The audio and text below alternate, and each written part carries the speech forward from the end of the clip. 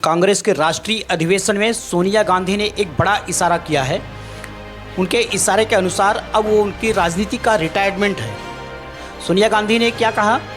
छत्तीसगढ़ की राजधानी रायपुर में चल रहे कांग्रेस के 50वें अधिवेशन में पार्टी की पूर्व अध्यक्ष सोनिया गांधी ने राजनीति से रिटायरमेंट का इशारा कर दिया। सोनिया ने शनिवार को अपने संबोधन में कहा, भारत जोड़ो यात्रा के साथ ही मेरी राजनीतिक पारी अब अंतिम पड़ाव पर है। सोनिया ने पहली बार पार्टी अध्यक्ष की कुर्सी संभालने से लेकर अब तक आए उतार चढ़ाव को लेकर अपनी बात रखी। उन्होंने कहा, 1998 में जब मैं पहली बार पार्टी अध्यक्ष बनी, तब से लेकर आज तक यानी पिछले 25 सालों में बहुत कुछ अच्छा और कुछ बुरा अनुभव भी रहा। 2004 और 2009 में पार्टी का परफॉर्मेंस हो या फिर मनमोहन सिंह को प्रधानमंत्री बनाने का मेरा निर्णय, यह व्यक्तिगत तौर पर मेरे लिए संतोषजनक रहा। इसके लिए पार्टी कार्यकर्ताओं का मुझे पूरा सहयोग मिला। जिस बात से मुझे सबसे ज़्यादा संतुष्टि है वह ये कि भारत जोड़ो यात्रा के साथ अब मेरी पारी समाप्त हो सकती है। ये पार्टी के लिए एक महत्वपूर्ण मोड़ है। याद होगा, सोनिया गांधी पिछले काफ़ी समय से अस्वस्थ चल रही हैं। इसके बावजूद वह समय समय पर कांग्रेस नेताओं कार्यकर्ताओं का हौसला बढ़ाने के लिए उपस्थित रहती। भारत जोड़ो यात्रा में भी वो उपस्थित रहीं, चली कुछ समय, कुछ क्षण चली। इसके बाद राहुल गांधी जी ने उन्हें वापस जो रोक दिया और गाड़ी में बैठा दिया। आज वो अधिवेशन में भी पहुंची हैं और उन्होंने वहां पर अपनी बात रखी और उन्होंने एक इशारा। The Congress is not just a political party. We are the vehicle through which the people of India fight for liberty, equality, fraternity and justice for all.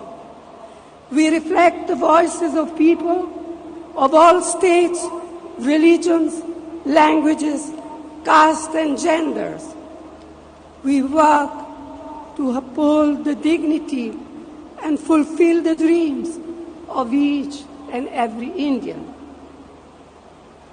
So the path ahead is not easy, but my experience as well as the rich history of the Congress tells me that victory will be ours.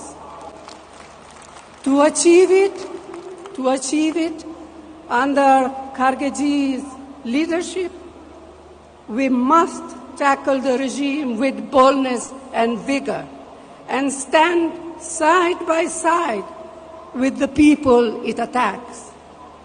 We must reach out to people and convey our message with clarity and cohesion. We must work with discipline and timelessness to respond quickly in this fast-paced age. Above all, we must be ready to put aside our personal expectation, make sacrifices, and work with unity and a sense of common purpose. एक बड़ा इशारा कर दिया है। इसके साथ कई और बदलाव किए हैं। अपने संविधान में कई बदलाव किया है कांग्रेस ने जो अपने संविधान में एक बड़ा बदलाव किया है। उन्होंने कहा है जो कि एक तो पहला पॉइंट है, अनुसूचित जाति, आदिवासी, अल्पसंख्यकों और पिछड़ों के लिए AICC डेलीगेट और सभी पदों पर 50% पद आरक्षित होंगे। दूसरा, 50% पदों में 50 साल से कम के लोगों की भागीदारी होगी, यानी युवाओं को महत्व। 50 साल से जो युवा, जो नई पीढ़ी है, जो नए लोग हैं, उनको 50% 50 साल से कम लोगों को भागीदारी होगी 50% पदों पर। मतलब आधी युवाओं की आधी भागीदारी कांग्रेस करने जा रही है। तीसरा, 1 जनवरी 2025 से कांग्रेस में अब पेपर मेंबरशिप नहीं होगी, सिर्फ डिजिटल मेंबरशिप होगी।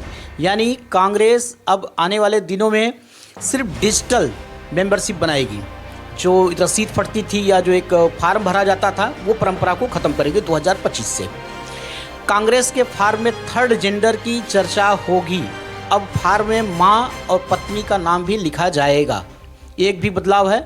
इसके आगे है, ब्लॉक जिला और प्रदेश स्तर पर जहां भी कांग्रेस के चुने हुए सदस्य हैं वे सभी डेलीगेट्स होंगे। इसके आगे सदस्यता से सशक्तिकरण की ओर अब 6 पीसीसी डेलीगेट्स मेंबर पर एक एआईसीसी मेंबर चुना जाएगा। अभी तक 8 पर चुना जाता था। एआईसीसी मेंबर की संख्या 1240 से बढ़कर अब 1653 हो जाएगी। ये कुछ बदलाव किए हैं, लेकिन ये महत्वपूर्ण उन्होंने संदेश दिया है कि अब उनकी पारी, राजनीतिक पारी का जो समापन हो रहा है। तो इससे साफ है कि अब जो पुराने लोग हैं या जो नई पीढ़ी है, जो नए लोग हैं, उनको एक मौका मिलेगा कांग्रेस से क्या नेतृत्व करने के लिए, काम करने के लिए। और इसी और भी तमाम खबरों के लिए आप देखते रहे न्यूज़ स्टैंड 18 और चैनल को लाइक और सब्सक्राइब जरूर करें। नमस्कार।